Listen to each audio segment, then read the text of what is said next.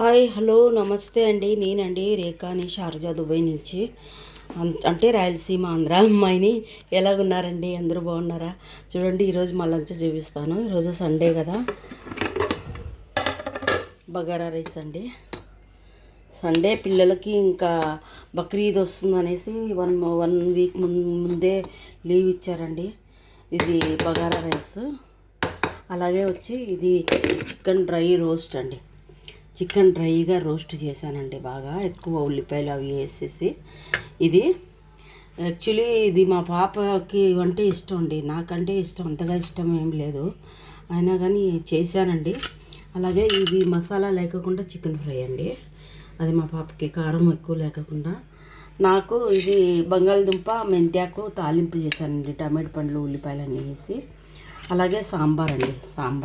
నాకు సాంబార్ ఉందండి. ఇది నిన్న చేసిన సాంబారు నాకు ఉందండి, రాత్రి చేశాను అనమాట. అలాగే ఇది పెరుగు అండి. పెరుగు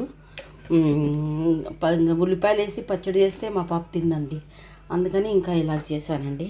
ఇవ్వండి ఈరోజు మా లంచ్. రండి తిందాం అందరూ. ఓకే, హాయ్ అండి.